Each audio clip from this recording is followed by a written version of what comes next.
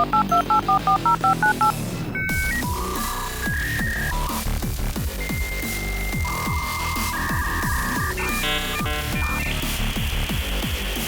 and gentlemen, it's that time you've all been waiting for.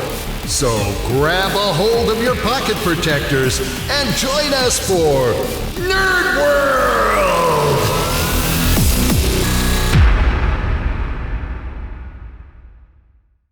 Okay, welcome to Nerd World, episode 64. Hey, 64, that's 2 to the what, Colin? How many bits? 2 to the 4th? 2 to the 4th. 2 to the 6, isn't it? Isn't it 6? I don't know. Nerd World, we're talking today about AI. JS, what's AI? Artificial insemination. And darn it, there's I'm a on the lot of wrong people show. No, talking dude, about that's only in but- Japan. What? The rest of the world, we recognize there's artificial intelligence. Artificial intel.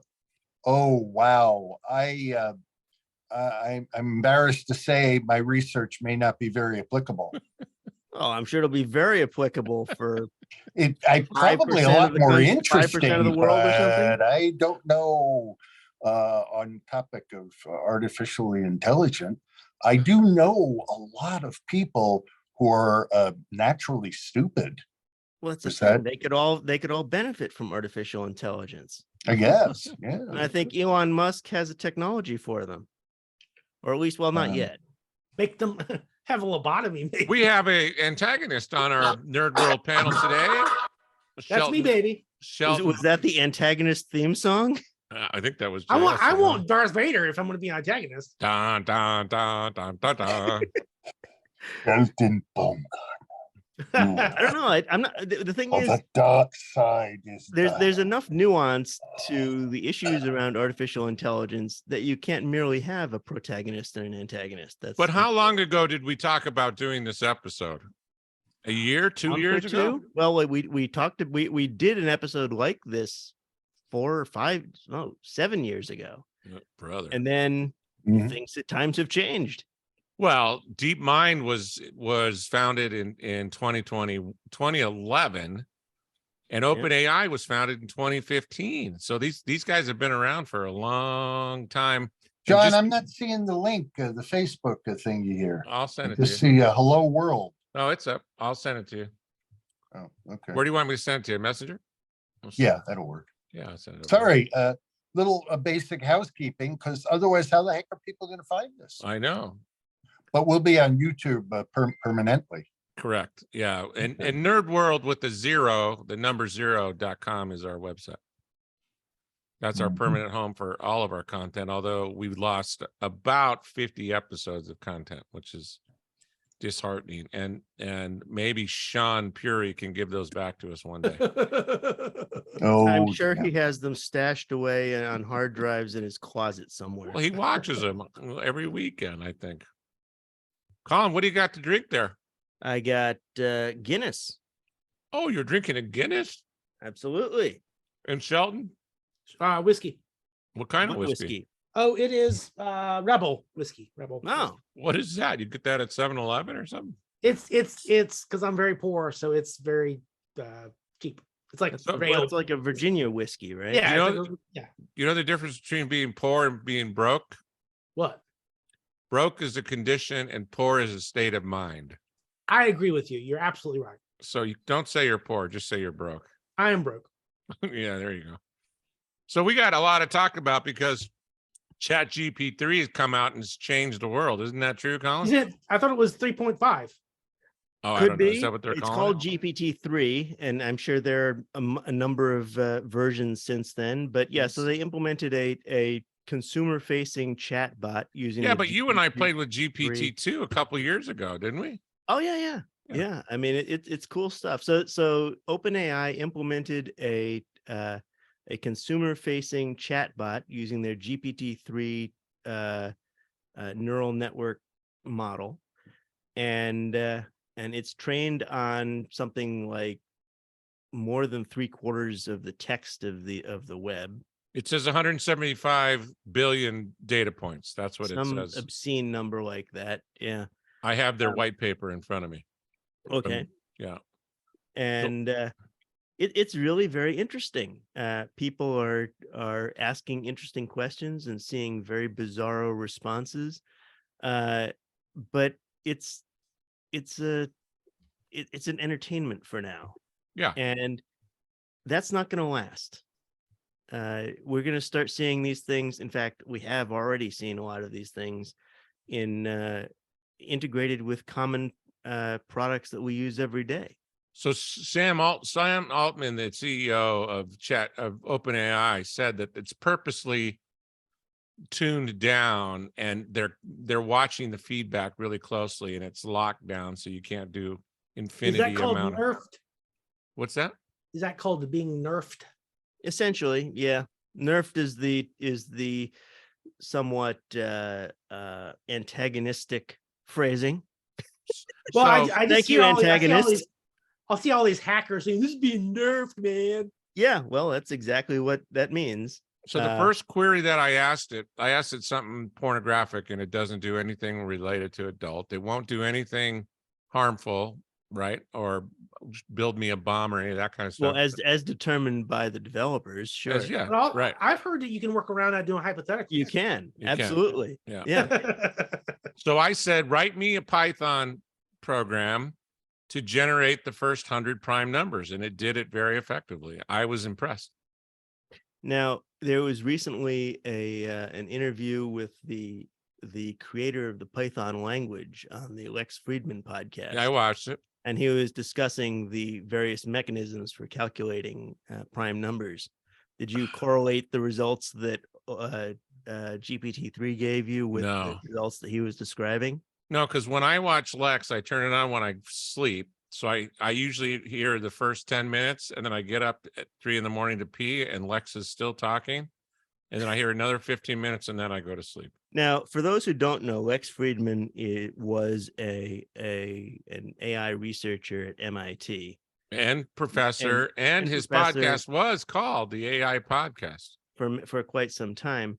He's a very knowledgeable fellow, but I'm still unsure whether he's the researcher or the research subject. If you listen to his podcast, he is there in his black suit. Yeah, I think he Asking may questions. be actually AI.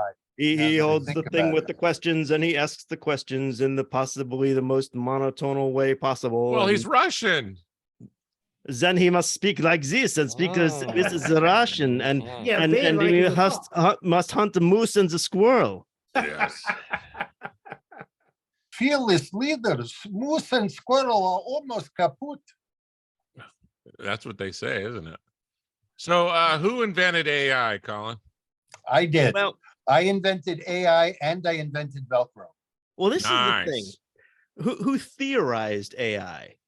Turing. Because probably. inventing AI is something that's Well, much more recent. Was it a guy named Theorizing Alan AI Turing? goes back Was to it- the 1920s. Isaac Asimov, probably. Well, that Wasn't would be Alan the Turing? 1950s. Not Alan Alan Turing. Turing is the guy who Alan Turing. Alan Turing. I guess Ding, it was the ding, ding, ding, ding. 1930s. It was so Alan Turing was heavily involved in the Enigma program at Bletchley Did you Park? not see the Blakely Alan Park? Turing Bletchley movie? Park.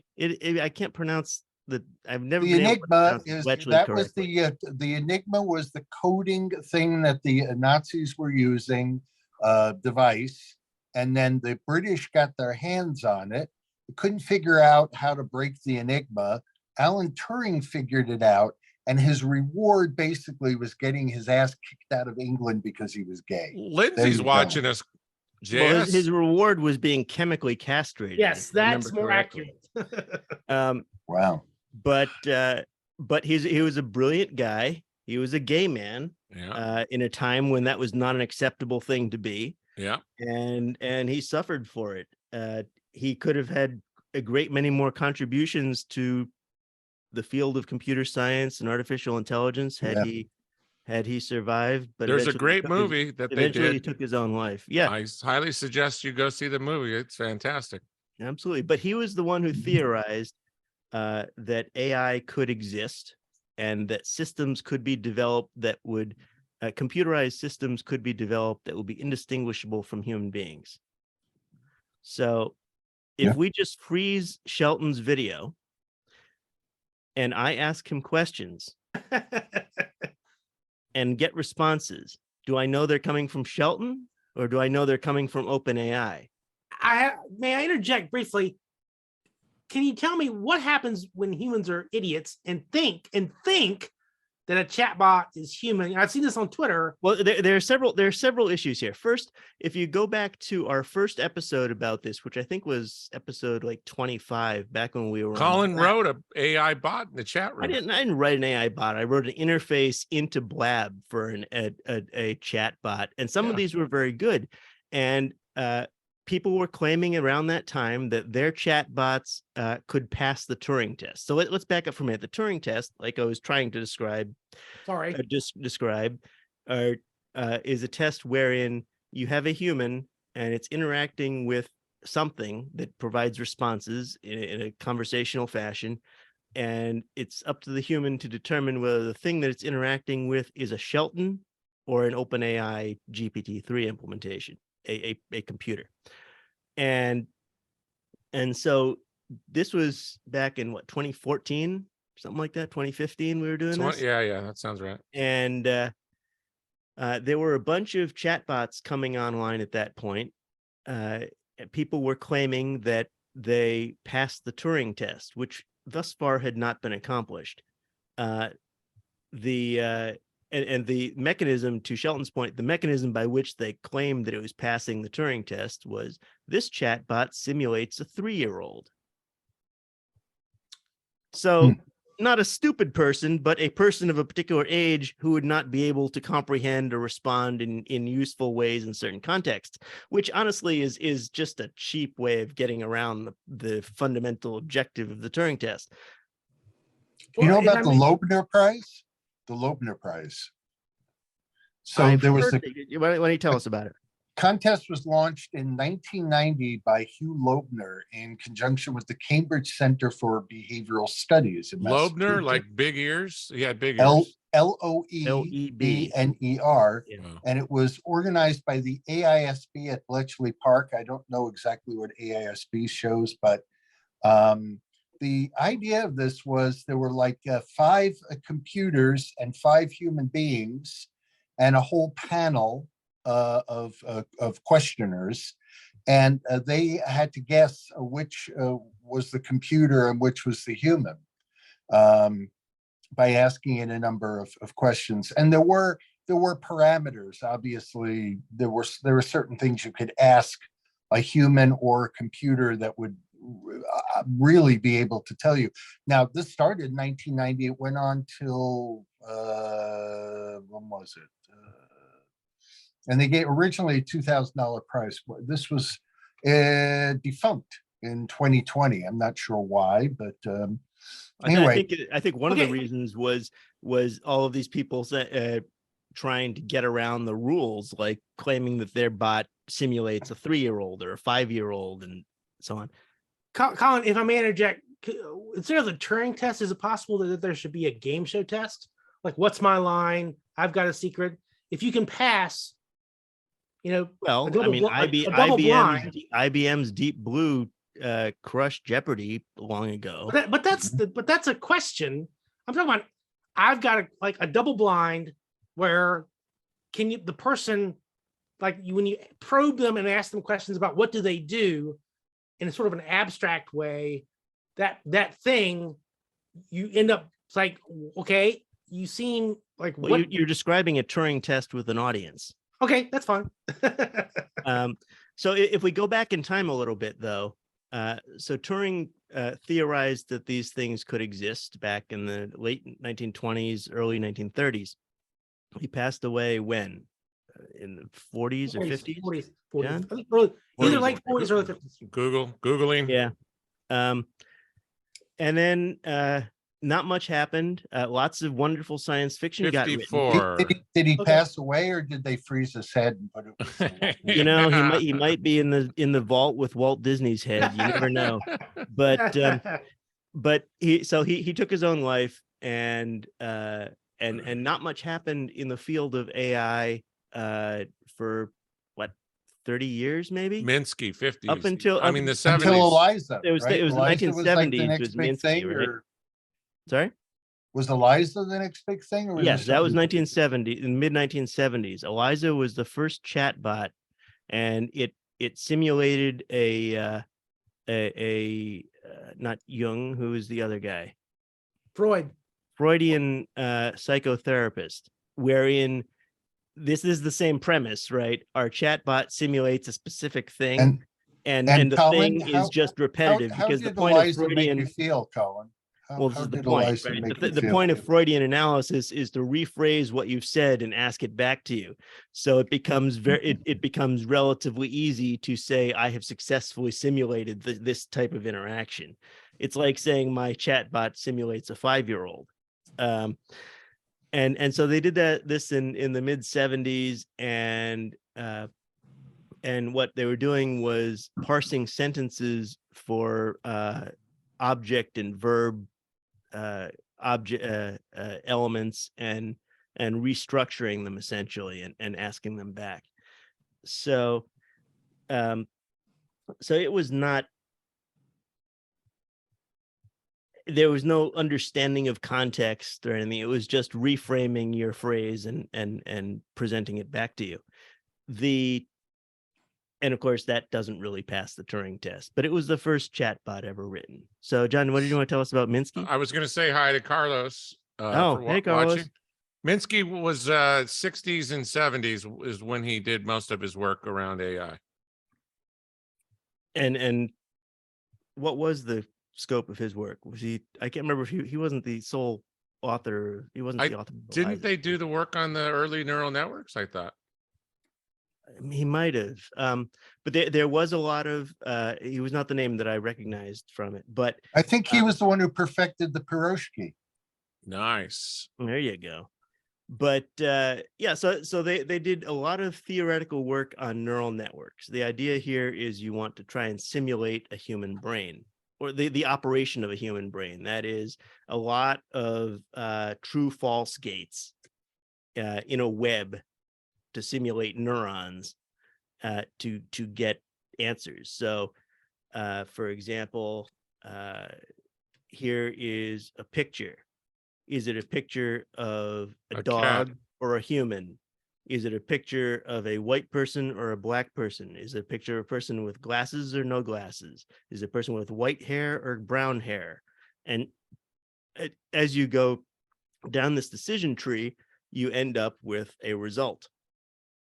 And so this is essentially what a neural network is at its most basic level, except what you do is you define priority levels to each one of these gates. So is it more important that the picture we're looking at is of a dog or a person? Is that answer more important than the answer to is the hair on the thing white or black? And so on. So you tune these dials in this network, this neural network, and you are able to formulate a meaningful result based on asking all of these web of questions. And now, why weren't neural networks effective in the 70s, 80s, 90s, 2000s? There just wasn't the computing power for it. Exactly, it didn't exist. right. It was all theoretical. Yeah. Because Dr. Noonien Soong, who created Data on Star Trek, wasn't born for many more years. That's why. Ah. Okay. Well, we need to talk about science fiction later on, because there are a number of great sci-fi authors who imagined integration into society of AI-based systems. There's like 1,000 things from Star Trek that we use every day now. Like absolutely, and there are a lot of great science fiction authors, not only Gene Roddenberry, that influenced scientific development through the last 50 or 100 years. Christ, yeah. Even Jules Verne impacted scientific research. But where was I? So I want neural networks. So we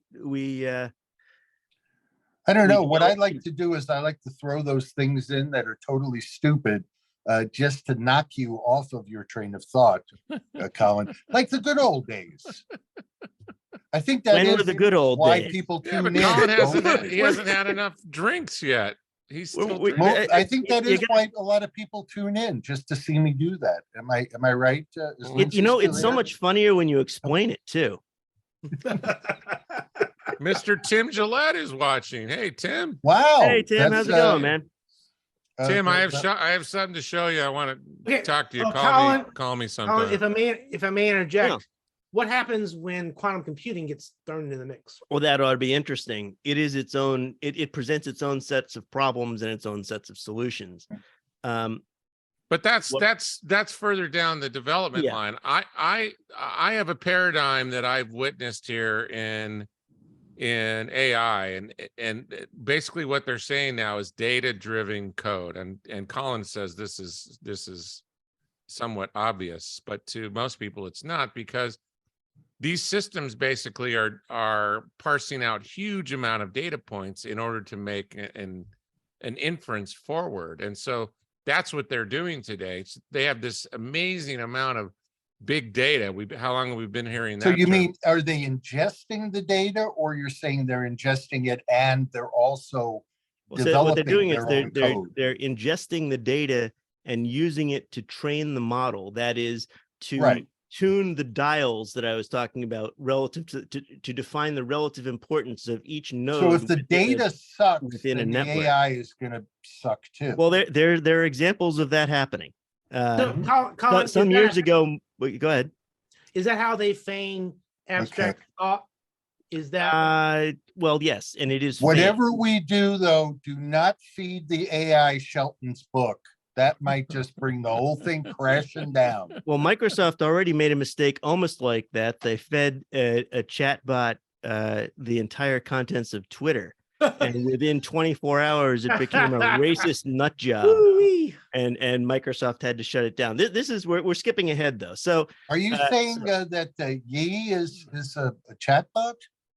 which Kanye? Yi. Kanye is you a know, chatbot? I thought that might be the case, but then I saw him appear on with on InfoWars, and I decided that no, he is an embodied AI. Oh, not just a embodied AI. chatbot. Okay, there you go. Um, Wow. I'm working on my chatbot called Archie AI, like, Archie Bunker.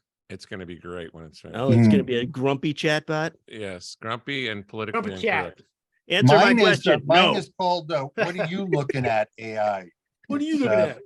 Basically, I'm it's, walking here. Are you talking to me, AI? So You this got is, it. but this is great. This is you the ask point the of- AI, you say, what time is it? And he says, what do I look like, Big Ben? I could have the Tony Italian gangster Soprano AI. AI. Forget that- about right. it. The Hey. Italian gangster AI that would Yes. pass the Turing test because it would never answer a question. It would just say "fuck" every time you ask a question. The answer to everything is gabagool. Yeah, right. Gabagool. So Bring we're over the skipping ahead, gabagool. we're skipping ahead here a few years though. So Are we? Oh, okay. yeah, AI research was very fashionable in the late 70s. But this history's so boring. We can get to the I fun know, part. we're going to skip 20 years ahead. It's going to be awesome. Okay, so nothing happened between 1978 and 2000. We should have a warning that if anybody's high, they should not be watching the show. What are you talking I about? don't know. Porn? I think this requires a little weed to get through some of this stuff. It definitely requires alcohol. Porn Yeah. on the internet was developed then, Colin. That's what That's happened. true, but you don't see, well, not yet. We will be seeing AI influenced porn at some point. Oh, yeah. Yes. But Nice. yes, so right, so through the 80s, nothing really happened because computing systems were still not powerful enough.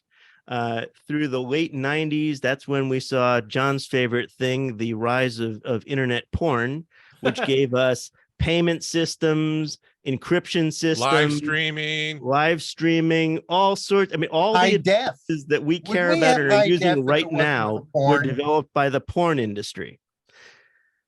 But then, okay, Colin, if I may interrupt, yeah, at some point in the future in this podcast or whatever, please address the fact that porn inevitably is the the early adapter of any technology. well, that's what we've seen, right? So, what is the porn equivalent of AI? Are we going to really see Deepfakes. AI deep fake influenced porn that already exists, of course? I know, but I'm saying it's going to be much more elaborate. Yeah, but whatever your fetish is, you type it in those keywords and then it comes up. So there are AI tool sets that will build videos. Our friend Stephen Jeez, what are you Caggiano hiding from showed us, me. Colin? What do you got access to that JS and I don't know about? You have a cache of AI porn we don't know about? Well, so what I was saying is that our friend Steve Caggiano was showing me a bunch of AI tools that would assemble videos and upload them to YouTube automatically with a script and so on. Excuse me, written. Because I've been spending my weekends going to garage sales trying to find those $1 porn CDs. Or DVDs. Well, I don't know. I mean, if DVDs, you really want the Blu-rays, though. I mean, if you're really going for the porn, you're gonna do it, ultra high def. Yes, you gotta have high def. But so our friend Steve Caggiano was showing me all these tools that allow you to build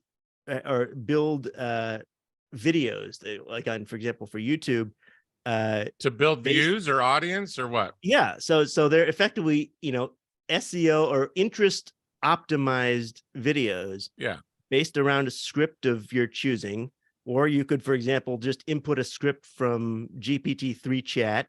Yeah, and have it produce a video, and it'll get clips from various things. All one of the popular fields in which to do this is space flight. So you come up with a script, and then these tools will just go and grab a whole bunch of video clips related to SpaceX and Blue Origin or whatever's in the script, and it will try and match up the video to the content of the script. And these things can be generated thousands at a time. There was a lengthy discussion some 6 or 8 months ago about one guy who had done this on like 6 different channels, and he was generating like 2,000 new videos a day. Wow, using an automated system like that. Yeah. Well, I know with like, but yes, to your point, yes, one should be able to do the same thing with porn. With regards to feature-length films, though, I know that they're because I've been involved with a little bit of it, but there's work right now where they're taking films, large collections of films, they're ingesting it into AI. So it's theoretical that in 3-4 years from now, somebody can make a new movie starring Humphrey Bogart and John Wayne. Okay, Yes. okay, JS, you bring up a very interesting point, and that is it possible that the world of computer games and Hollywood will merge and be inseparable to the point that you can't tell the difference? Maybe. Well, it's no, because the game industry when I first got involved with video games, there were like 1,000 mom and pop operations in Northern California going on. And then all these, a lot of the Hollywood houses have come and gotten involved. And now what do you see? The top games that are coming out, the ones with the big budgets and all that kind of stuff, they're all based on movies or. I know, but what I'm saying is you would have, especially if you hook it up to the metaverse, if you will, you would have a plot for a movie. Say, pick a movie. I have a plot. I have a script. Well, now what you're looking at is you're looking at the bridge or the meeting of AI and VR and AR. Yeah. And so when you start seeing stuff like that, it now becomes a preference. Do I really want to drive the story myself? Do I want to be a participant in the story and drive it? Or do I want to be a passive and be entertained? So there are going to be people in the future who are happy with the current scenario of Sunday sitting on the couch, maybe having a couple of friends over and watching TV, versus putting on some sort of immersive gear and virtually going to a friend's house and watching a football game, and maybe even watching the football game. We all have different views, and we can see things like that. Here's the thing. Let's go back to Shelton's initial question. Are they going to merge? I don't think so. I think video games have massively overtaken the movie industry, because in the time when JS was talking about in the early to mid 80s, you were seeing video games that were produced on a budget of like $10,000 ish, mom and pop shops putting things together, and movies that were produced in the $5 or $10 million range. And in that time, we've now seen in present day, we see movies on the high end that are produced for between 250 million and 350 million. How much was Avatar? 200 million. I believe it 300 to was 400 million. half a Oh, yeah. billion. Yeah. Well, I think it's a little bit less than that, but the word is they need to generate $2 billion in order to break even. Because that's right. when you're calculating movie budgets, you can assume they're going to spend the same amount on marketing as they do on the production of the movie itself. And if I had to write the preface for Avatar 2, I would say the anorexic Smurfs are back again. There you go. But of and now all they're the all movies, of all the wet. movies, it seems as though Avatar 2 would be the most ideal for a metaverse plot-driven video game. Maybe, but let's look at what's going on. So my point was, in that time frame, now we're up to $500 million movies, right? But in that time frame, video games have gone from an average budget of like $10,000 to an average budget of several $1 billion. It's a massive market, and it eclipses movies by far. So, in the past, we've seen movies that are produced about video games. For example, the most recent one was Uncharted. That was based on a video game. The Last of Us. Previously, we had Tomb Raider and some of these others. But I think we're not going to see that anymore, because movies are not going to be any significantly more immersive than the video games that they're based on in the modern era. So okay, Colin, if and this is a humongous if the metaverse takes off, wouldn't there be a cultural imperative for movies to be more immersive? Dude, the metaverse is 6 months ago now. It's AI. Everything's I know, AI. but I'm saying in the context of AI. Bud Light now with AI. That is generated by AI. So that's an interesting thing. All right, so you create a movie. It may be more immersive. 3D came and went. Well, according to James Cameron, it's still here, but everyone else, it's according to everyone else, it's all gone. But 3D came and went. VR movies. Okay, is that better than a VR video game? Are you going to get again? I think this comes down to a preference of, depending on who you are, what your background is, your age, and so on and so forth. Whether or not you're into passive entertainment, whether you're interactive. That's true. Interactive entertainment. Yes. Maybe you want things that are more historical or more fantasy or whatever. So here's. But I think the bent is that the direction that we're going in, and where AI also helps a lot, the cosplay. Everybody really wants to be something different. They want to be the most that they can be. They want, so that's where we're seeing the AI on screen. Right now, the four of us all have image enhancement going on to make us look as handsome as we really do. I don't have image enhancement yourself, man. I don't. What? I'm the only one. I'm just as ugly as I look. Look at Shelton has Shelton has a backlight. Kidding. He's None desperately trying to appear in shadow. It's still not working. Who was that woman that was running? Vaseline on my. The woman that ran for Congress, and every time she showed up. Carrie Lake. Yeah. This kind of stuff is going on. So you look at the top influencers; they're all with different kinds of stuff or whatever. Everybody's running themselves through AI now to look. So this is obviously where the future is. It is moving away from the truth, from the flatness of the way things are, to the way things that everybody wants it to be. So not everybody can write, but then you have AI that comes into the thing that says, you don't have to know how to write. All you have to do is just have an idea, and then AI will do it for you. You don't have to be an artist. AI can do that for you. You don't have to be a movie maker, a filmmaker, a picture. In fact, speaking of which, I need to have GPT I think chat it's time to make me break out this recording right now and play it for people so they can actually hear. So there are a bunch, people know I do voiceover, and there are a bunch of AI programs now that will, you can talk into them and they train them saying different phrases. The more trained they are, the better it comes back. And recently, well, months ago, but Anthony Bourdain, who sadly passed away, they did a documentary. They took all his old shows and they ran the audio through, and they were able to create an AI audio that narrated the show. So it's actually his voice from old shows mixed up with new narration that was computer generated, and you cannot tell the difference. Now, what I'm going to play is a recording where I trained for 5 minutes reading about 30 phrases into this free version. Now, there are many levels. You pay them money and you could train it for an hour and it gets better. But this is just to show you what a piece of crap version can do. This is not me talking. This is a computer.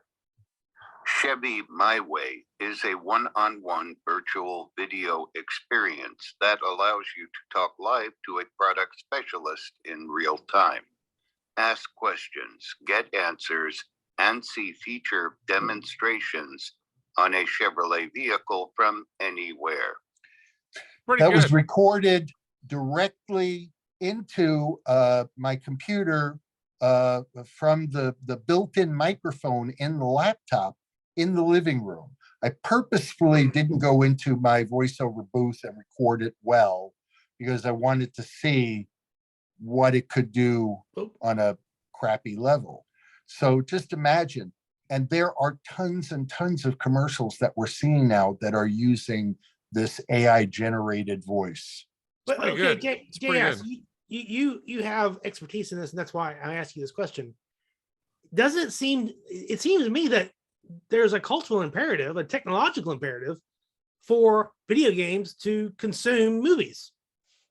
I mean, that you would be an active participant in a metaverse movie that was a video game. Yeah, so there have been a few movies that have come out where you get to direct an ending, if you will, that type of a thing. But when you're talking about screens, every screen offers something different. TV versus, say, even a YouTube or whatever, different kinds of experiences that people want to have. Where I think it might make more sense as far as like films or TV are concerned, you go to a movie, and the future of movie theaters is really hard to say right now. You've been to my house, you heard the surround sound, and when it gets cranked up there, and I've got an 85-inch TV, it's pretty damn good. It's I think you can get experience better than going to movies. But the point is that I think it's more likely what we're going to see is we're going to see things like an interactivity where we can get information. So, for example, we might be watching a movie or a TV show, and we like a woman's watching or whatever, and they like a dress that somebody's wearing, being able to push a button and find out information about that dress, and even actually being able to maybe order that dress and have it delivered to you from within the experience of watching the show. I don't know how well that's going to work, because part of this is, what do they call it? You have to remove your doubt, your to get immersed. Disbelief. Yes, suspension of disbelief. So I'm not sure how well it will work, but I do know, that is a potential, a likelihood of one way that it might work, or people might just stop the program at that point. But I think that we're going to be seeing some pretty amazing stuff, if I'm still alive or whatever, 5 to 10 years from now, when we are looking at potentially 5G. A lot of it's going to have to do with getting, I think, 1.5 gigabits consistent download and 1 gigabit consistent upload speeds. in order to really have great VR. And then, of course, the VR can be fueled by all kinds of AI and triggered by things. So it's really hard to say. I think the other thing too is we're realizing now that the basis for which most social media platforms are established, the income sources and things, it's all screwed up. We're learning that now. Programmatic advertising, which drives a lot of the revenue, isn't working. We're going to probably see clamping down of data worldwide based on what's going on in the EU. So all of these things are going to create massive whirlwinds. And to try and speculate really what that's going to deliver in a few years, very, very hard at this point. It's like people asking me, well, with AI, I've been made redundant in almost everything that I do now by AI. If not the fact that it's, everybody wants to be a voiceover, everybody wants to be a writer, everybody wants to produce stuff, content or whatever. And but you make great breakfast.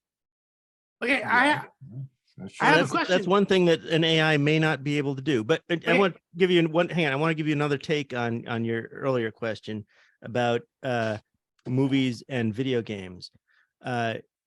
A lot of you may be aware of a video game called The Witcher 3, which was based on some books. Now a TV show. It's now a TV show. So the evolution was from book to video game, and then a TV show based on the books and the video game.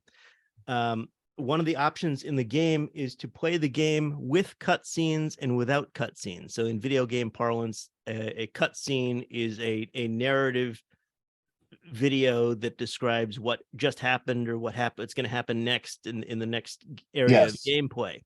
Now, you can turn on or off the cutscenes and play the video game.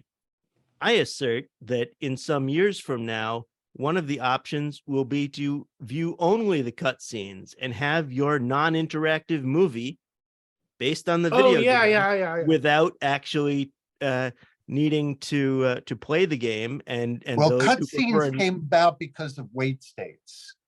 So they did, but now they're their own thing. They're their own content contributing to things. Cutscenes originally were just the computer's thinking.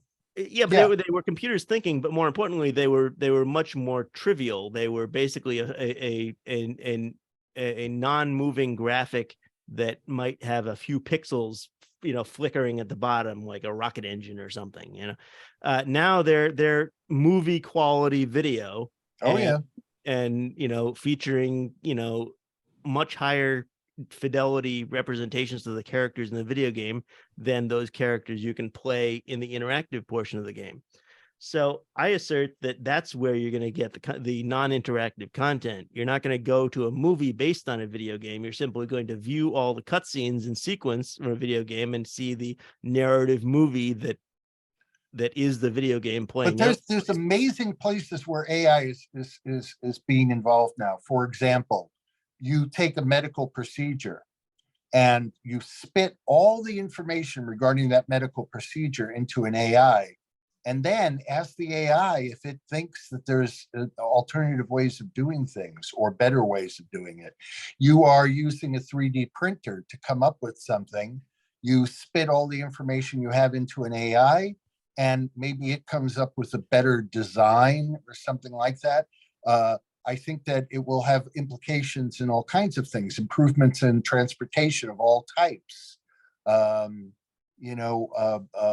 health and welfare. And the question is whether or not we adapt any of that. For example, we've had better ways of building roads now for over 100 years, and yet we still use crappy tar. So that sort of is another problem. Just because something can better not be done talking about the solar frickin' roadway. Colin, since you seem to be the moderator of this situation, I would like to put a tag for neo-Ludditism if you're. We'll get there. So I wanted to get us. We got up to 2000. Okay, go ahead. And I know John wanted to talk about some of the fundamental technologies that were developed that allowed for the rapid advancement after 2000. So not much happened in the 1980s. a little bit started to happen in the late 90s, and in 2000 and beyond, we see rapid growth. And we see this rapid growth because we have massively parallel multiprocessing, particularly on graphics cards, because they have to do individual pixel rendering. And so you need huge amounts of multiprocessing. Well, NVIDIA, in their great wisdom, realized that this is something that you could use for general computing. And the AI developers of the world realized that this is all they needed for their work.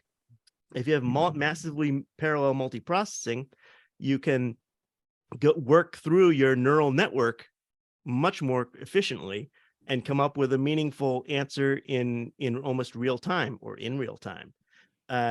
So AI research started moving forward again. And when I say research, it's not so much new ideas. They were simply able to execute on the theoretical Neural networks that died they were for a talking long about. time Right. because They they were, didn't have they the were talking about in the processing power. 70s. Right. So Yeah. once they had the processing power, we started to see deployments of these things.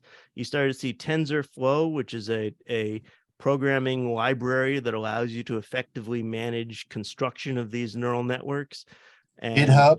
and training. Oh, Copilot on but GitHub. resources Copilot on like GitHub. Yeah. resources like Copilot, which are a good example of an AI tool that assists in actual programming, rather than I was talking about a library that assists a programmer, facilitates a programmer implementing an AI model. But So GitHub Sid and actually I says- went into Copilot and we created a text-based adventure game without really having to generate any code. We went in and we changed it around a little bit, which even somebody who doesn't even understand coding could really do. You could learn how to do that in a day. And we created a text-based adventure game where we was dragon slaying. So you go in and say, in English, find the dragon. And then it creates this, it finds all this code out there, and it created a cave where the dragon was. And then it even suggested to us that maybe we hide a sword somewhere, and it was pretty amazing. I've never, Well, on the only a one matter of hand, I time hate now. this crap. I hate all this crap because I liked it better when there were gatekeepers, because I'm fucking good at a lot of things. And when there were gatekeepers, they would say, yes, JS, you may go through the gate. You other people know. Now, everybody can do everything, or so it seems. So with this renaissance in AI, which is still very interesting, you had NVIDIA deploying graphics cards with drivers that allowed you to use them for general compute. Intel, Tesla, and others are developing. Intel, Google, Tesla, and others are developing custom computer chips that are AI centric. And what's really entertaining about these chips is, as I'm sure most of you know, in the 80s, you had 8-bit processors, and now you have 64-bit processors. But what defines an AI processor? They're all 8-bit. They're all 8-bit. Oh, That's what a Tensor core is. When you see, for example, on a Google Pixel phone, it has a Tensor core.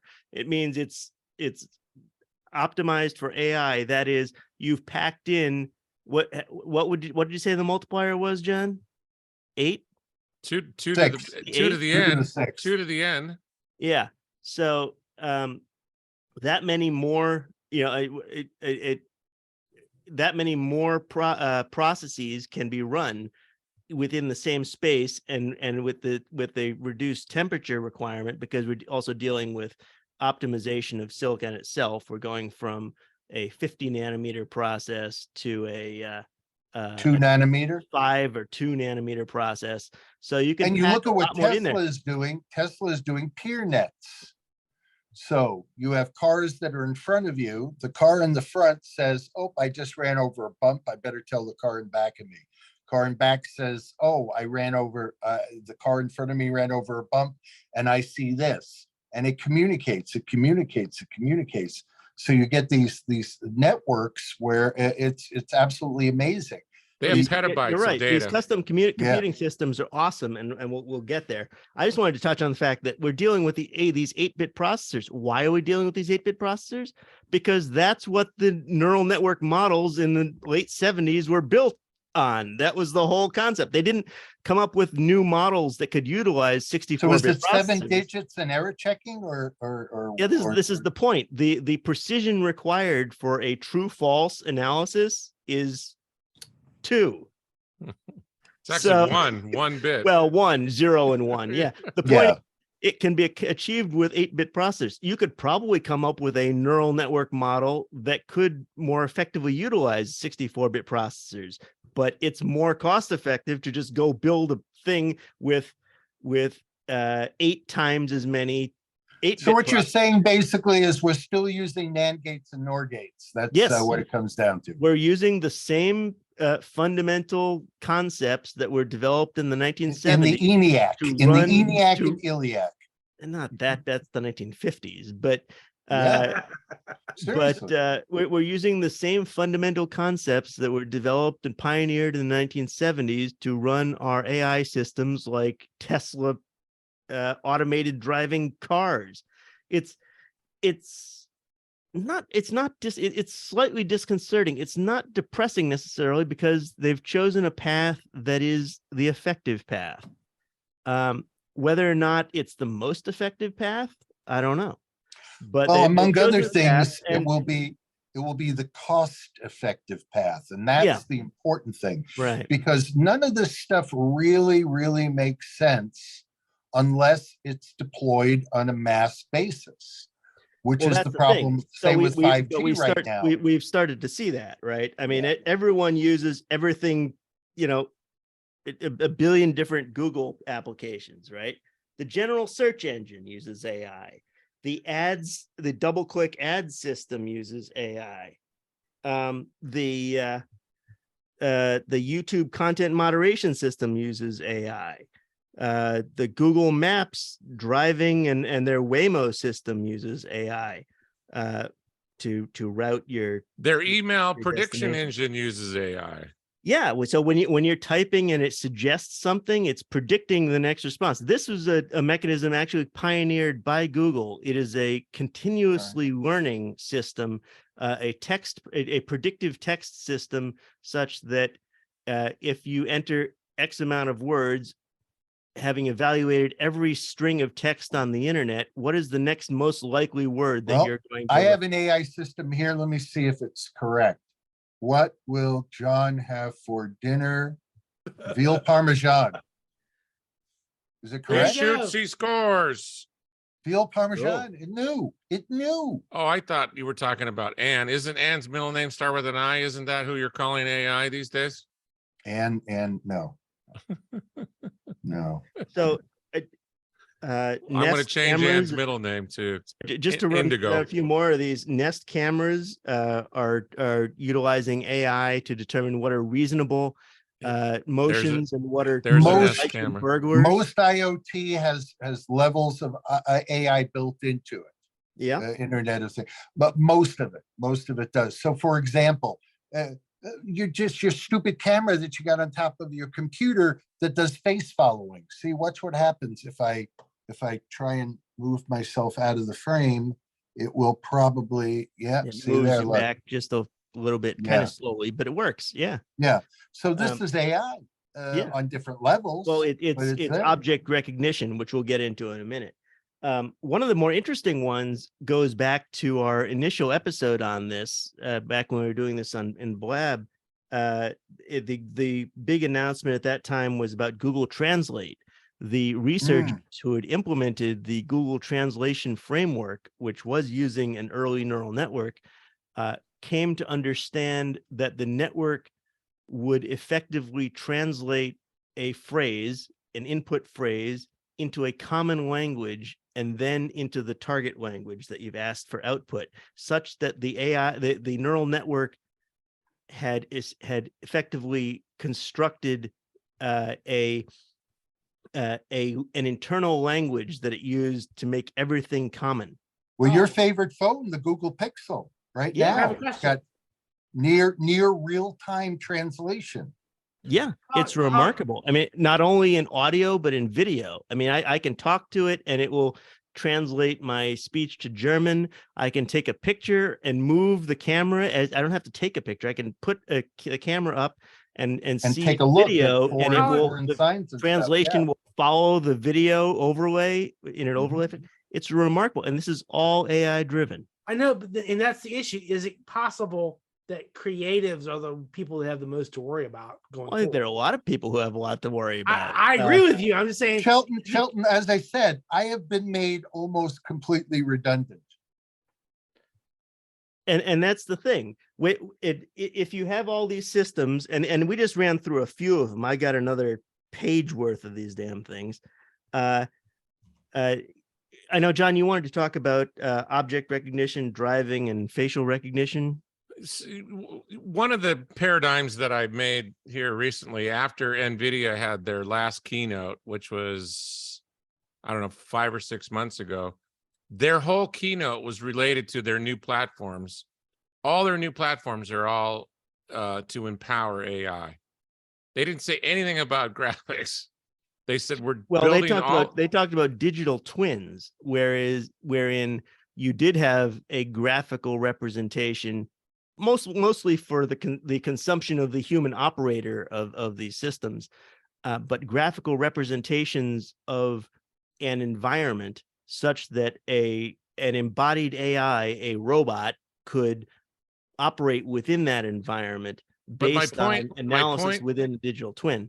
My point is, this device that we've been calling a GPU that we put in our computers now, that will be mostly used for AI and not so much graphics, or maybe both. We need a new name for those processors that slip into. Oh, I suppose, yeah. But this bakes down to the fact that those graphics things, what they are is they're performing pixel operations. So maybe that's what they should be called, pixel operators. Colin, it's also worth describing for a moment. 1 second. But when they're mining Bitcoin, has nothing to do with pixels, and when they're doing AI, it has nothing to do with pixels. It's worth looking for a moment at the way you do object recognition, because it's really kind of cool. So, suppose you want to distinguish John from JS. You have, he has a lot more money than me for starting. You have 1,000, yeah, but you can't determine that from a picture, except that he's got a whole bunch more crap in his house in the back. So imagine you have 1,000 pictures of JS and 1,000 pictures of John, and then you have a new picture, and you want to determine whether it is of John or of JS. How do you do that? Well, the way these models work for image recognition is they take a picture of high resolution and pixelate it. They reduce it to a very low resolution. I'm talking like 16 by 16 pixels. And they take the patterns of light and dark in each one of those pictures and say, this pattern of light and dark is John. This other pattern of light and dark is JS, and do that for over these 1,000 pictures of each person. And then they get how does that work then if somebody wears a disguise and these the cameras or whatever that they have at airports and things, they can tell? Well, that's the thing. They're creating new patterns of light and dark on a face so that they don't match previously identified pictures. But they're able to find them when they wear disguises. Okay. But no, I'm saying there are masks that are specifically intended to fool these systems. I have a question. Yeah. Can you tell me about, I don't know the name, I apologize, but there's a website which has scraped thousands, if not millions, of photos from Facebook and other social media, where they pretty much can nail you down to who you are.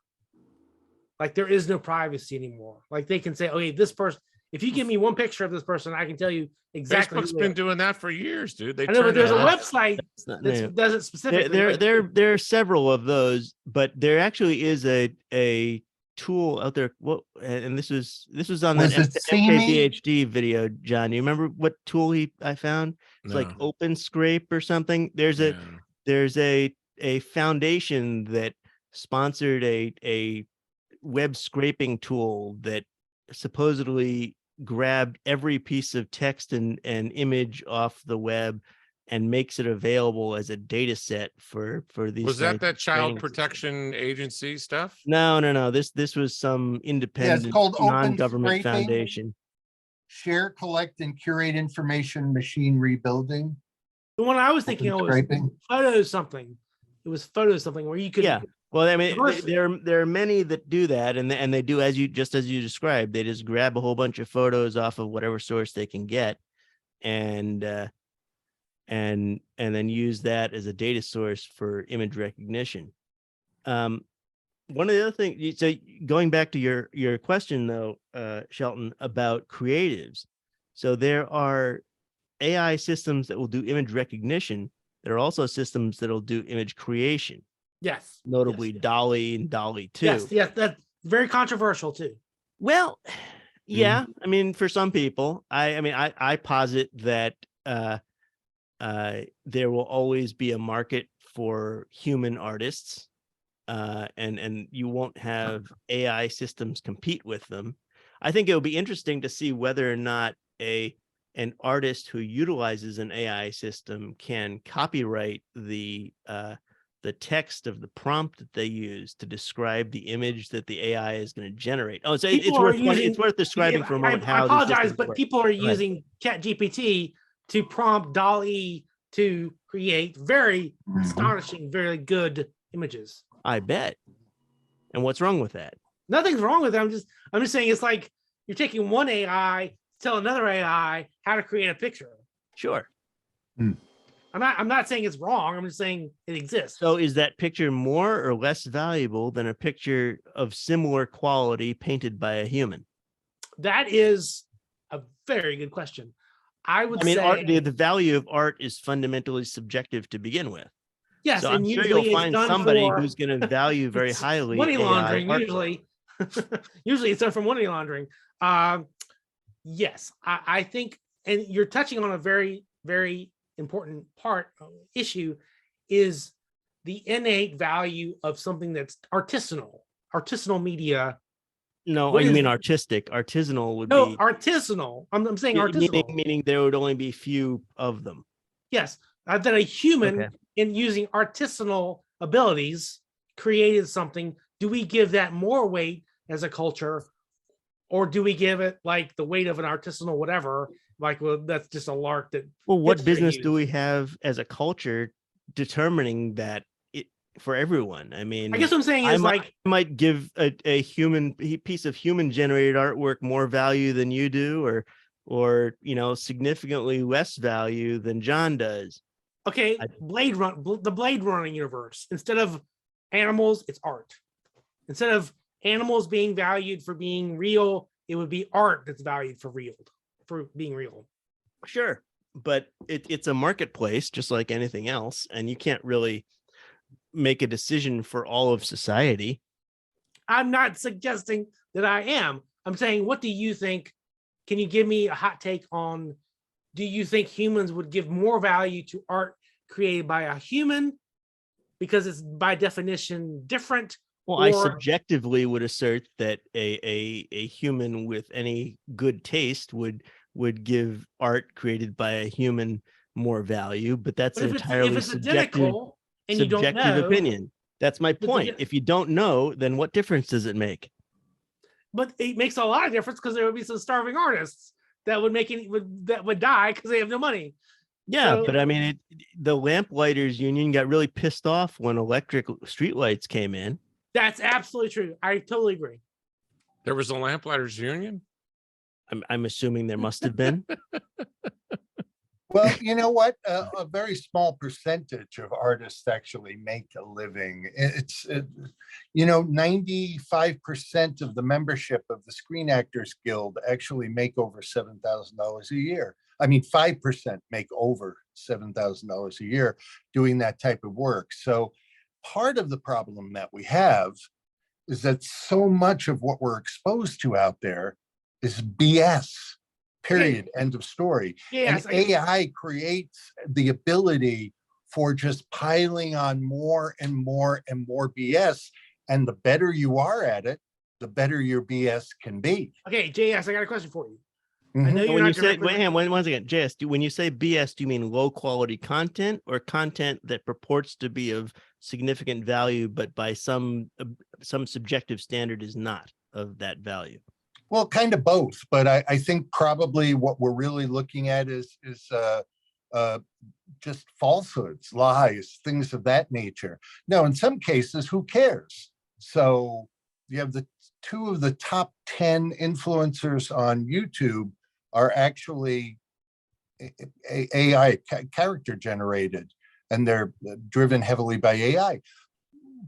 People thought once that was exposed that people would not want to follow them anymore, but actually it created more of a cult following. Okay.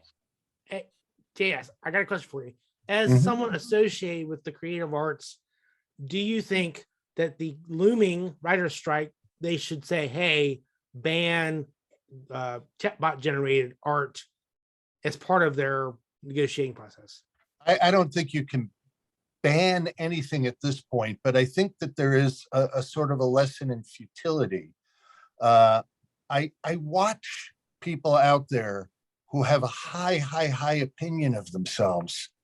I want to work in this corporation and make $200,000 a year. And then they're given a task where they have to bring people in. And the first thing they do is they want to go to Fiverr.com and get people for next to nothing to do it. There are just all these ripples that are going through there. And it seems as though every time something happens, whether it's on a global scale or at least on a large scale, it has some sort of an impact that to me knocks things down a bit. I can go back as far as remembering when the software Publish came out, or Publisher, Microsoft Publisher. Yeah. Prior to that, if you wanted to have something created that was, like a poster, a book, a design, you went to a graphic designer. Publisher came out, and suddenly we started seeing menus with 45 fonts on it. Funeral announces done in Comic Sans, the most ridiculous things. People who didn't understand color and context and space and things like that were doing design work. And graphic designers were going to die. The only thing that saved them, web design, websites. That's what saved them. So you have this whole world right now where there are some people who think spending a lot of money or doing this or doing that or whatever it might be, quality, so on and so forth. And you have a lot of other people out there that they want people to think they have a Rolex watch on their wrist, but they're buying a fake Rolex. And Okay, this is but the yeah, mentality we have out there. This actually segues nicely into our next topic. What things have AI been utilized truly effectively for? The first actually that comes to mind is in the finance world. One of the first implementations of AI in finance were for tax loss pruning, which is, as financial matters go, is a relatively simple concept. That is, take losses that are not likely to turn into gains in the short term, to offset the significant gains that you've received in a given year so as to minimize your tax liability. And Moneyball is another thing. This is something that financial advisors have offered as a service that to less sophisticated investors for many years, because most sophisticated investors can do this on their own. But AI systems can do this better than financial advisors can do it, because you can statistically evaluate the likelihood of fluctuations in a particular equity or asset. So that's been one very successful implementation. There's a lot of the Moneyball, which relates to a lot of sporting things.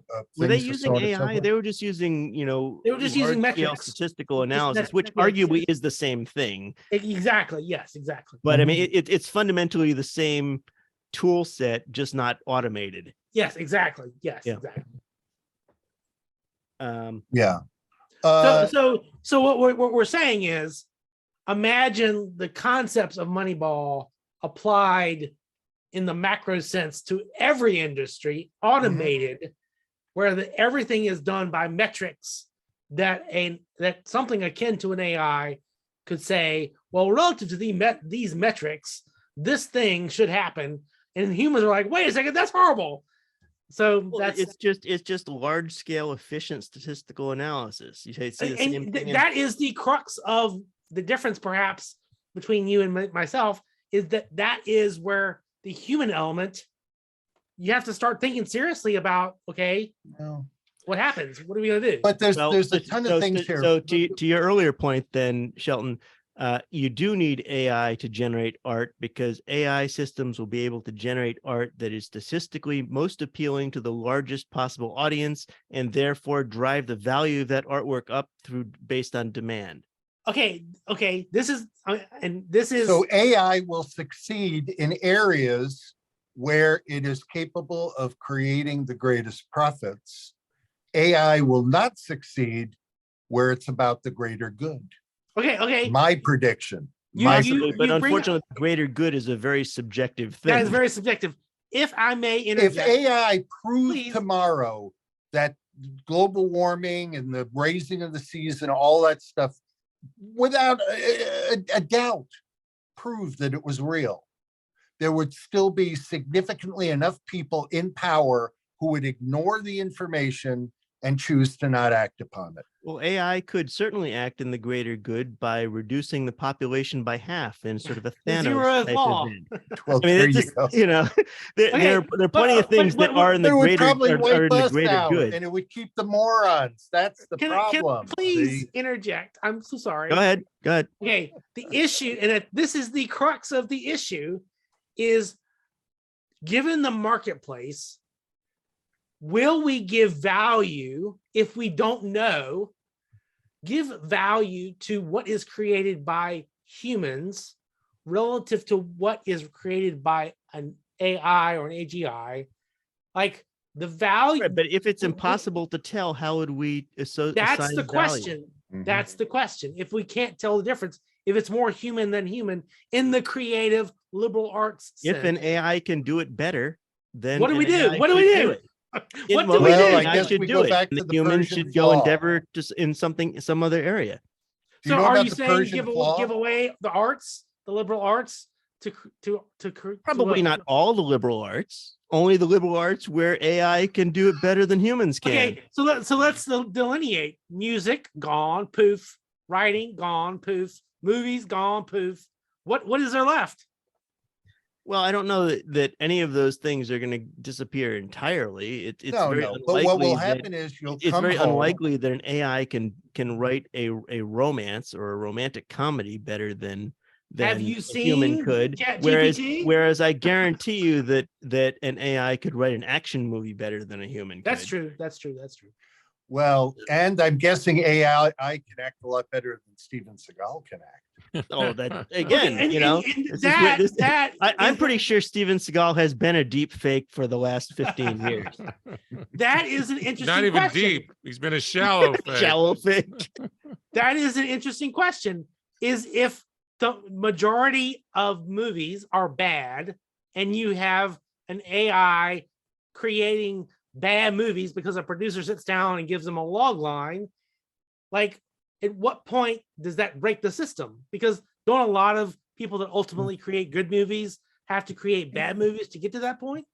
No, what you're looking at here is it takes moving practice, from something and it takes training to build an AI system. So just like humans must practice, AI systems must be trained. They must be given input data.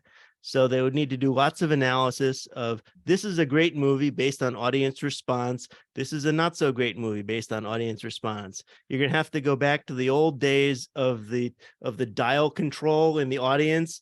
This is a positive response. Oh, big clap, small clap, big clap, small clap, kind of. Isn't the nightmare scenario moment by moment. James Cameron says the next Avatar, I'm going to use exclusively AI technology? No, I think that will be awesome. But look at in Star Wars, it created a whole brouhaha with SAG, because when they did the third installment of Star Wars, all of the people in the stands were CG created.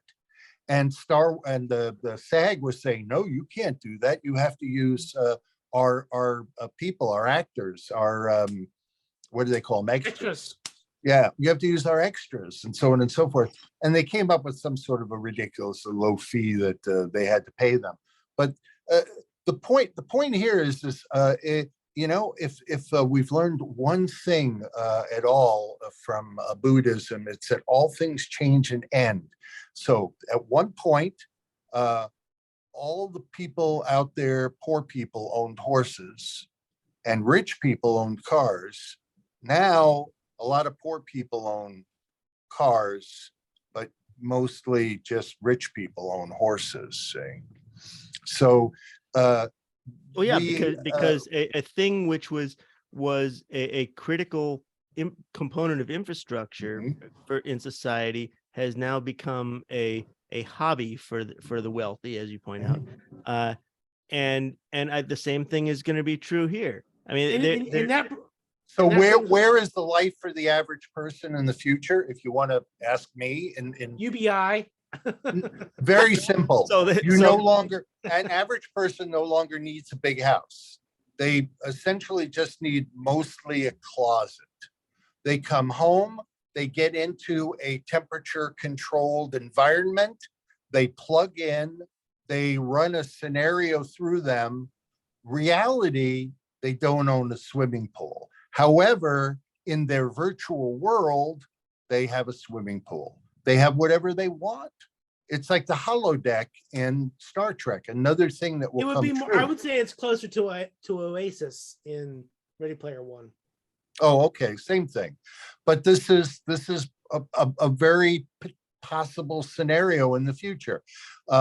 Where do I see schools in the future? I see schools in the future being a huge building where all the students are in cubicles. They're being taught through various types of AI, and the only people in the school besides the students are proctors and security people. Colin, Colin, this is something more tactical that you and I, or whomever, can talk about. Is on Twitter, I'm seeing the singularity relative to higher or education happening in real time, where people are saying, I passed my exam because of ChatGPT. Can we talk about that, please? People have said that? Yes. I've not seen that. It wouldn't surprise me. This is a problem with remote learning, I think, or the monitoring or lack thereof around remote learning. This sort of thing is going to happen. And the more you have access to these sorts of tools on handheld devices or in inconspicuous ways, it's going to be more of an issue. I mean, John, you live in Vegas. You can't even pick up a phone if you're standing in front of standing by a gaming table. Yeah, it's illegal. Yeah, you have to step back from the gaming table, pause whatever play you're on. Yeah. And what if I have a pair of glasses that has all kinds of intelligence built into it and they don't know? Even if you have a Neuralink. If you have a Neuralink, you won't be allowed in the hotels. How would they know I have it? They'll scan the device with the scanner. But it's just gonna be like a knee implant. They'll just say, oh, there's this piece of hardware in you. But Colin, going back to school for 1 second. Yeah, go ahead. I remember in high school we had a chess club, and they had people who they would teach chess, and people would learn to play chess. I'm not sure that's worthwhile anymore. John, you've been playing a lot of chess recently. So the top rated player, Magnus Carlsen, is rated at 2,800. AlphaGo is rated at 3,500. How about a nice game of thermonuclear war? That's right. That we can play. And guess what? The first place they blew up? Las Vegas. Yes. Yep. Shall we play a game? Oh well. but the issue is, are we feeling the first ping of the singularity in education that young people would say, well, I can pass my test. I don't need to learn. I don't have to have critical thinking. Well, I don't know if it's a singularity so much as we need to establish. They're not teaching script writing in school anymore. So theoretically, in about 30 years from now, will there be anybody alive who could actually read the Declaration of Independence, let alone Well, a lot I of would other say more stuff? like writing itself. Well, maybe there's can the you write a creative prompt? writing, but JS was talking about the actual act of writing. Yeah, they don't teach. When I was in school, I studied Latin and Greek. That was like the last. I was like the last of the people that got Latin and Greek. You can't even find that in high school anymore. Well, I'm just worried. I mean, I'm worried that the ability to have critical thinking will degenerate to the point where you write a prompt that is succinct and interesting enough that the chatbot or AI or AGI shoots out what you're interested in. You know, I Here's the once thing, made the argument that Twitter was useful for that purpose. It required people to write succinctly and convey meaning in 240 characters or whatever it was. I don't hold that position anymore. Twitter I don't think has turned I into do its own either. thing. But Shelton, I don't know if you guys are aware of this, but shortly after Nixon was outed out of office and Gerald Ford was president, there was a document that was floated to the White House from the CIA that basically said, we, the stewards of these United States, can no longer afford to have the citizenry of the United States of such like mind and purpose as was demonstrated against the Vietnam conflict. And it has been probably one of the 3 or 4 major tasks of this government and other big governments to have us not be in sync, to have us not want to help each other, for me to blame Colin for my woes, for Colin to blame John, for blacks to blame whites, for Jews to blame so on and so forth. This is a major problem.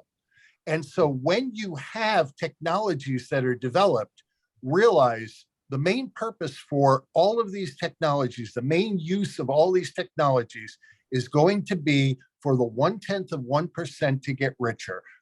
Right now, if you go into a grocery store, 80% of the products that you purchase, the bulk of the products, are going to come from 11 companies.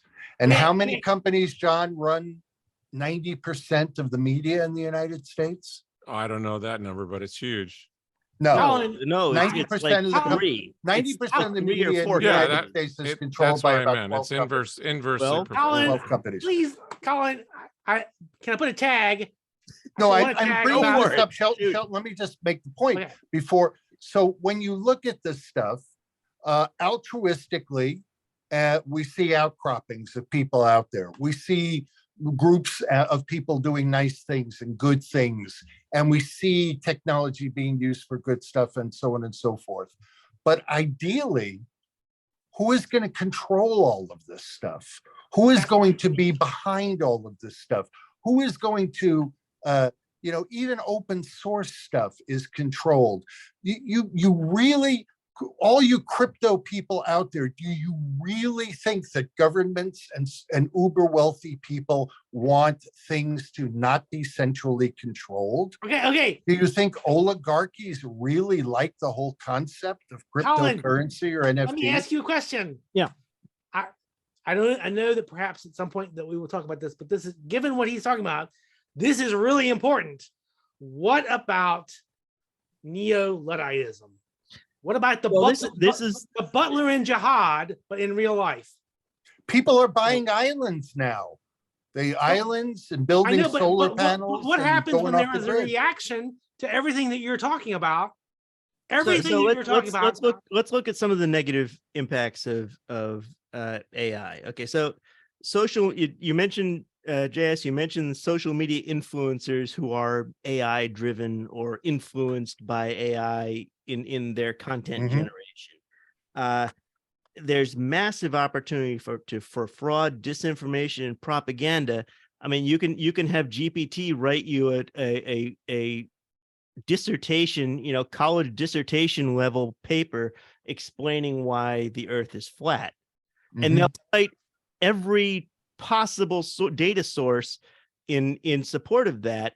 But these AI systems have no fundamental understanding of the scientific method. They're specifically designed to curate the data that presents the solution that they're supposed to address.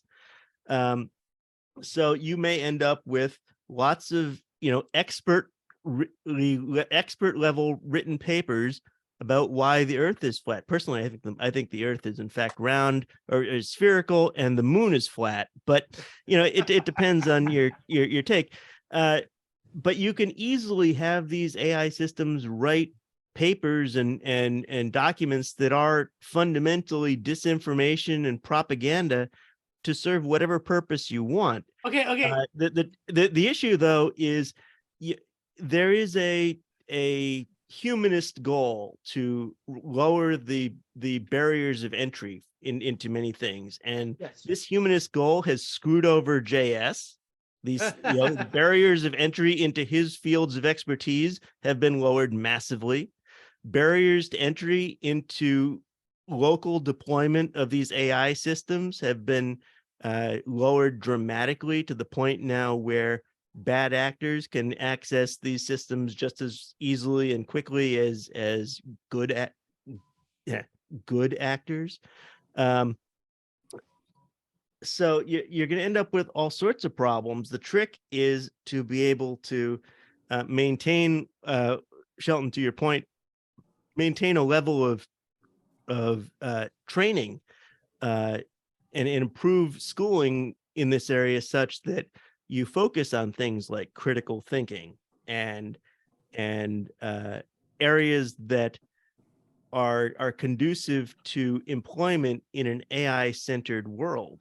But aren't you? But what you're just saying is, don't we have to restructure? If every child can simply ask a chatbot the answer to their question, isn't it possible that we're going to have to force them to write in class under supervision all of their essays, so that we know that they Why critically would they even need to evaluate comprehension of the material? In the future, the learning that they need is more hand-eye coordination and focus and being able to operate systems.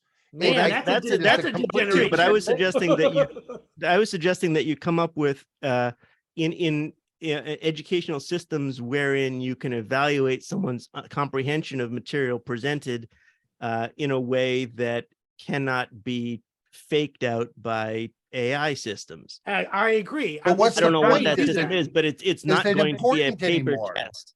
Sorry? Is it important anymore?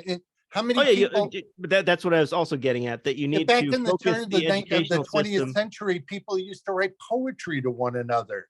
How many people know poetry or understand the aspects of a sonnet? Is it important anymore? That's the question. When people say to me, like 30 years ago, when people used to say, I want to be a voice actor, I'd say, you know what? There's so many other things you can do. It's a hard da. Nowadays, the only things that I can think of is if a friend of mine, say their son or daughter, what should they be doing? Python programmer. Recent study shows in 2 years from now, they'll be making $250,000 a year on average. Python programmer, plumbers, and electricians. I can't really think of anybody else. It's worth pointing out that Python is the primary language used for AI software development. That's why that's much to a lot of people's chagrin. If people don't know, Python in computer languages is kind of like Aramaic. Okay, Colin, because you are the moderator, I have to. I don't know that I'm the moderator. I thought John was the moderator. Okay, he hasn't said anything in the talking. last half an hour. John show, Shelton. He's not talking. People so are I gotta talk. texting me. I gotta talk to the person talking. I have They're another texting ticket. you about what? I have another ticket, and the ticket is Isaac Asimov wrote some novels whereby do no harm to humans. I know has failed, and being able to talk to computers is sort of a religion. This is so let's go back for a minute. You were asking about neo-Ludditism. Yes, please talk about that. This is the concept of sticking your head in the sand And do you remember the M. Night Shyamalan movie, The Village? Yes. They were a community of neo-Luddites. The idea is we have shunned all technology, and these are much more so than the German settlers in Philadelphia, outside Philadelphia, the Amish.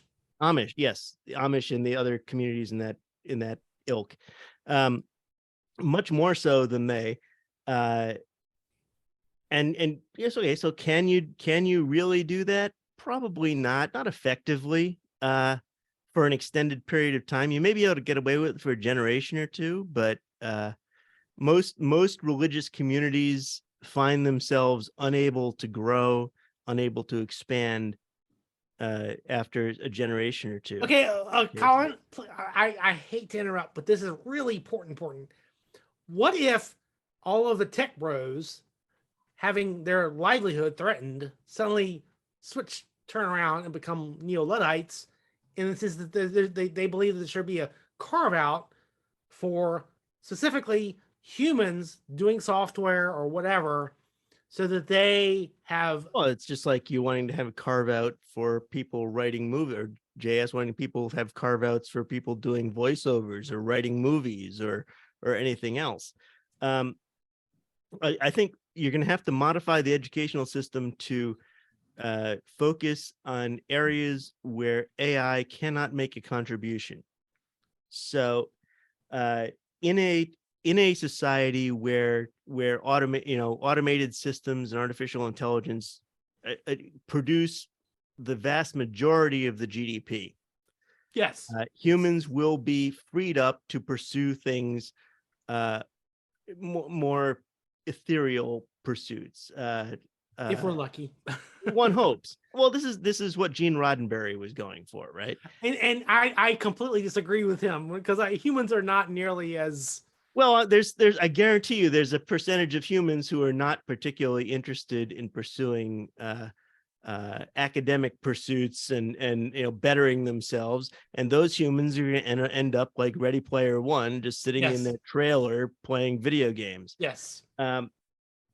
But there, if you go back through, you can look at other visions within science fiction. You've got that in The Expanse, the series of books and the TV series, where most of the GDP was produced in an automated fashion, and there was massive unemployment, and everyone was on basic assistance, what they called basic, which was a universal basic income type concept. Then you've got fun things like Battlestar Galactica, where the AI has rebelled and decided that humans need to be destroyed, and so so you're then at war. Hey, what's like there? But we want to get back to your point of Isaac Asimov. So he wrote the Foundation trilogy, where in the far future humans have abandoned AI as a solution, and moved to a more analog solutions for space travel and all the advanced technical achievements that they want to make. But I think you had actually read Foundation more recently than I had. So what were you saying about it? Well, okay, let's back up. I love the Robots series, and if you'll indulge me, what happens is in the Robots series there are spacers who have very, very, very long lifetimes, and they rely on robots to do all their bidding, and they ultimately are replaced by humans that don't have robots because they're lazy. And so the issue. So will AI put Oompa Loompas out of work? Yes, they could. So what happens is ultimately, like that transition from the spacers into the Foundation people, that universe is very interesting, because if humans are so ultimately, even if you have UBI, they just don't do anything. then what happens? Like if you don't have any economic activity other than what's going on with non-human actors, what happens? Well, that's the thing. You don't necessarily need economic activity generated by humans, because it's so long as the GDP growth rate exceeds the human population growth rate, such that if you have enough robots doing enough things, producing enough product, and a mechanism, a means of exchange whereby those products could be distributed in a fair way, then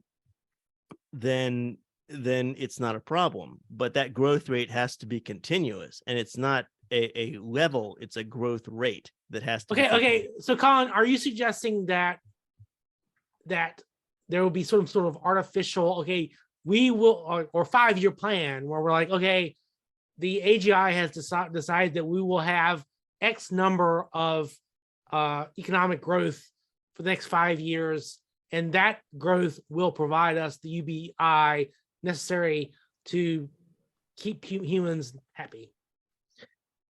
Essentially, yeah.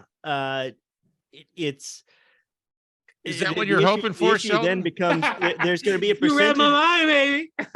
Sorry, John, what was it? I said that's what Sheldon's hoping for. That's what I'm hoping for. So the issue here is the reason universal basic income is a solution in an automated society is that there's going to be a substantial amount of unemployment, especially in those areas where automation can easily service that sector. For example, trucking, and Yes, look that's at gone. Elon Musk's automated driving big rig. That is totally gone. 3 years Right. from So now, you got trucking and manufacturing and all sorts of logistical activities. The probably food production and this sort of thing. And then you've got areas where that can't be so easily automated by physical, embodied systems, but are knowledge based. It's unlikely that computer programmers are going to be needed extensively in the future. The high-end ones will The be. high-end, yeah, yeah, right. high-end, but This is the AI point. will be only the very high end. So you're talking Yes. about 20% of the current population of programmers will Okay, continue. Colin, to be employed. Colin, you bring up a very interesting point, and this is something on Twitter I don't think people appreciate, is I have seen people who are like, oh, wow, this is the hyper-productive future. No, what's going to happen is they're going to be 20% high-end programmers, and everybody else is going to get laid off. Like it's Right. And so they'll end up being able to pursue other interests. Now, what percentage of them are going to pursue other productive interests as determined in some subjective way? And what percentage are just going to sit in their trailer and play on a video VR games. rig? And this may be a generational problem. I mean, if you look at Gene Roddenberry's view of the world, humans have evolved to be greater and more empowered through this humans process. are so lazy. Well, There's one other area that really hasn't been touched about as far as AI is concerned, and that's morphogenesis, which is another real kind of. Are you talking about thing. like transgender people? No. Morphogenesis means being able to actually create and control the growth of biological things.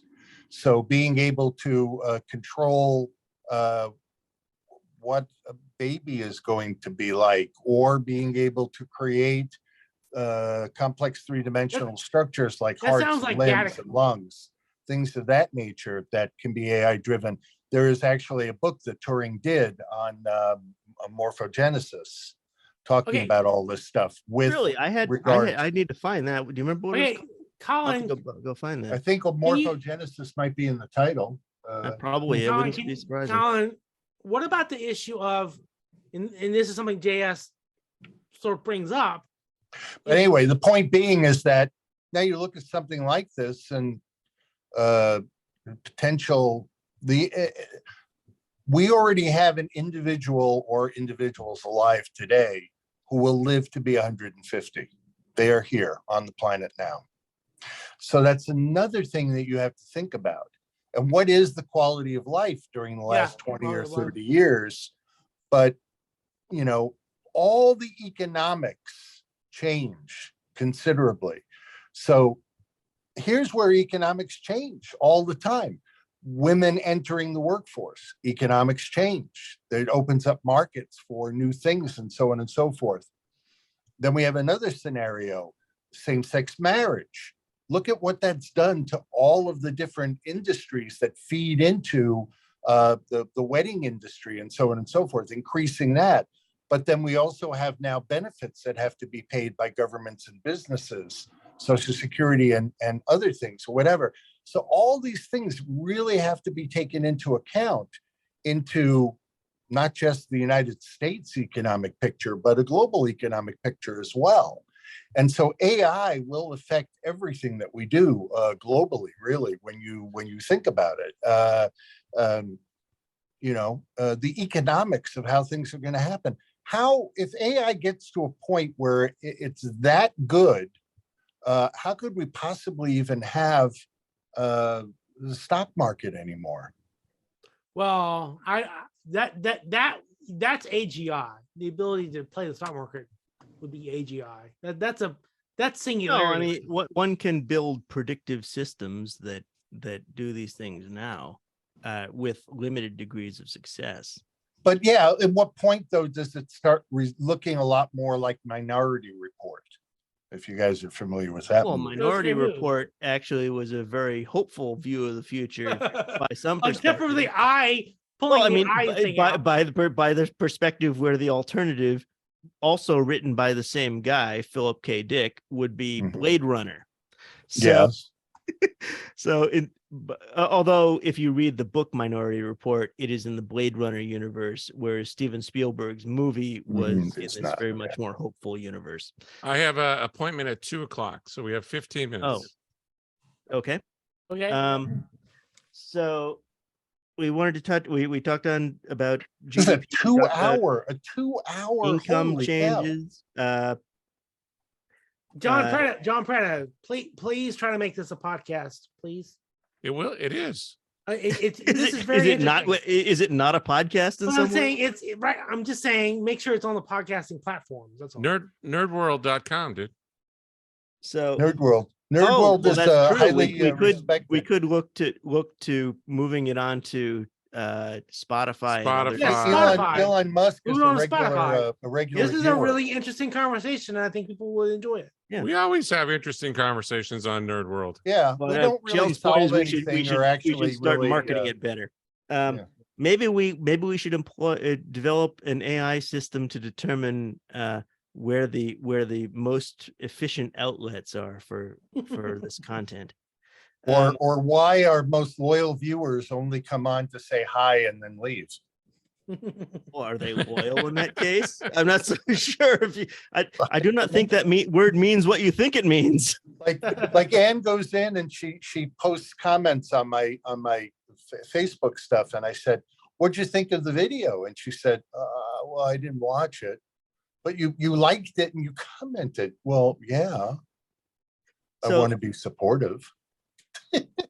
So we find ourselves in a world looking to the future now where universal basic income is a requirement because you need a medium of exchange, and only for that reason. And the only here's the thing, we have not moved away from minimum.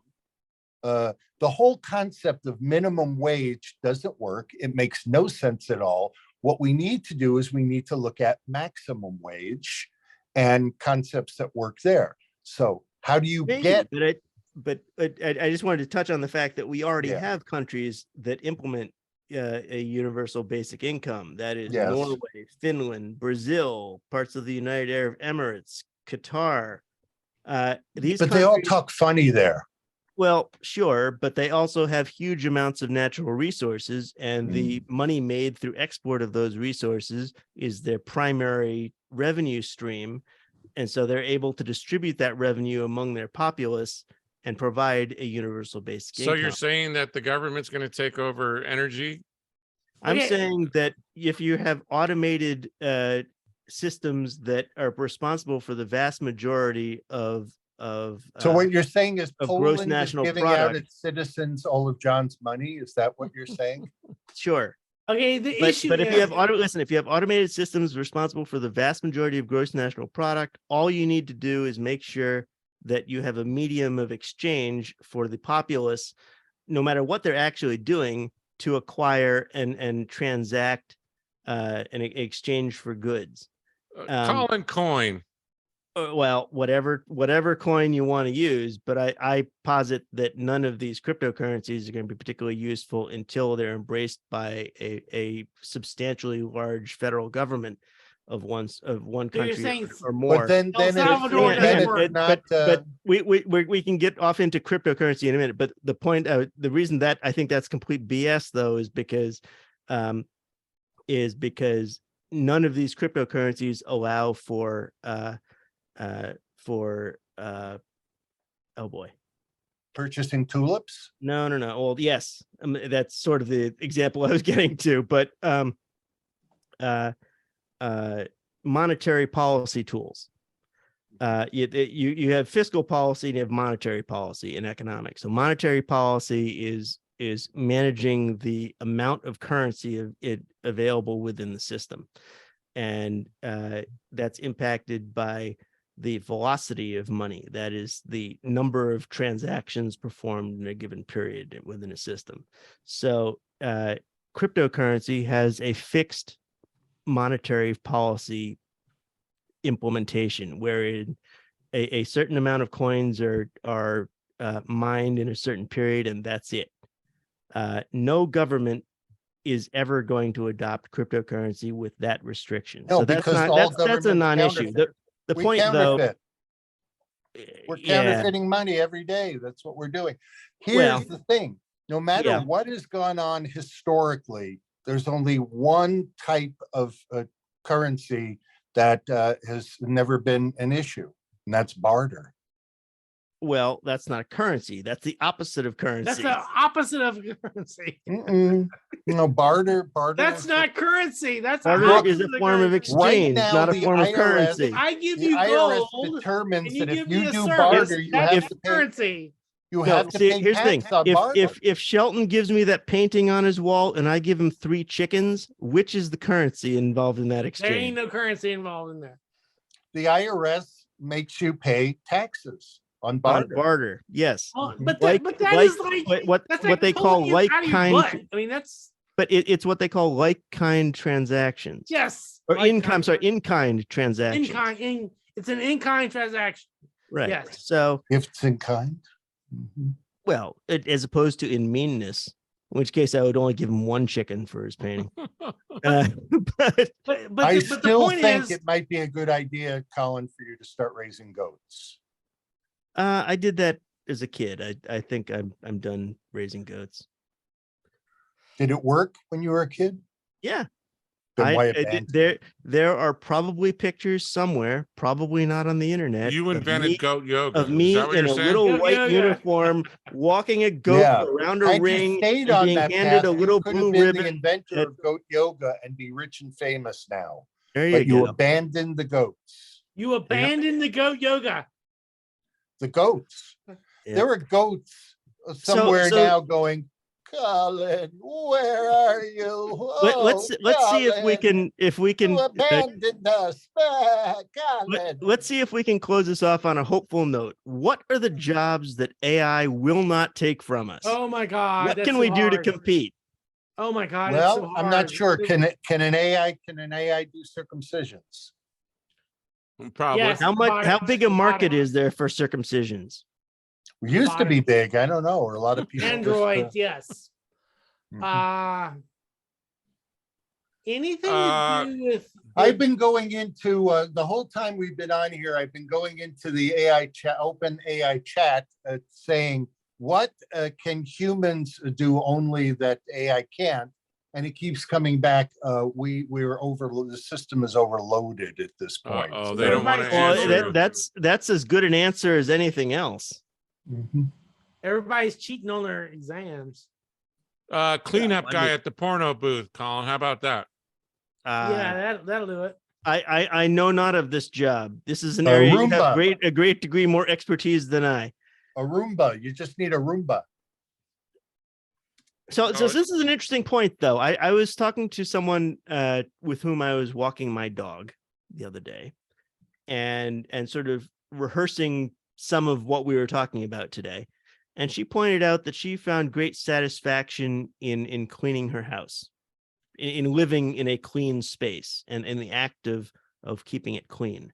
And so, and on a previous occasion, she has said that she very much enjoys her Roomba subscription. And I did a little bit of math on what that subscription costs and so on. And it turns out to be about the same as buying a Roomba every 7 years, which is fine.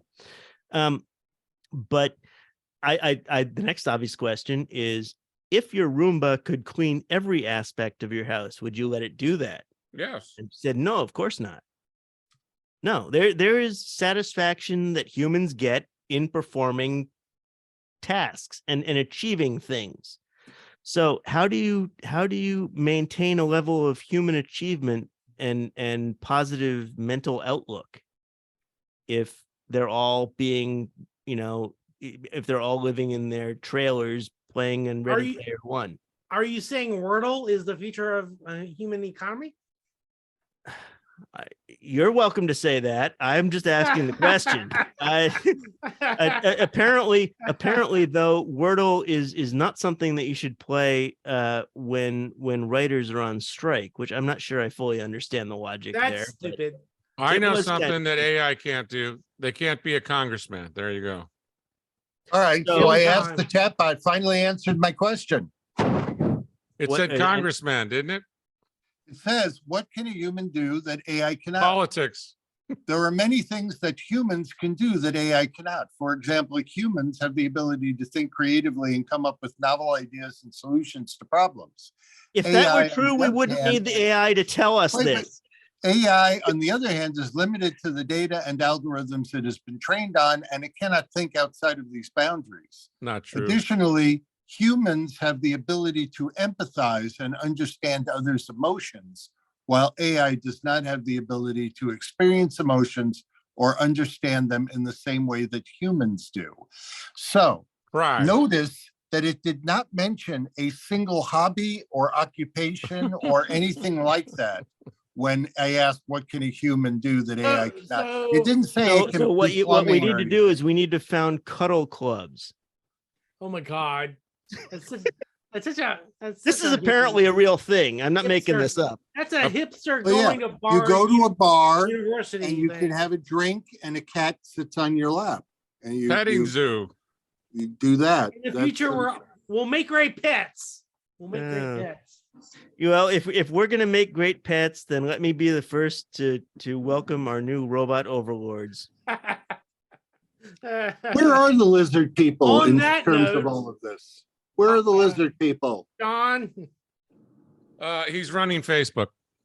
Ah, okay. Gotcha. He's busy. Well, thank you. This has been 2 hours that I'll never get back. 2 hours, man.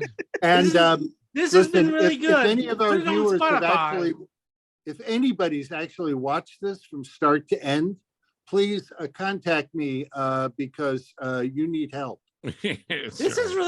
This has been interesting. I have found it engaging. You've been posting a lot about AI lately on Twitter. Mhm.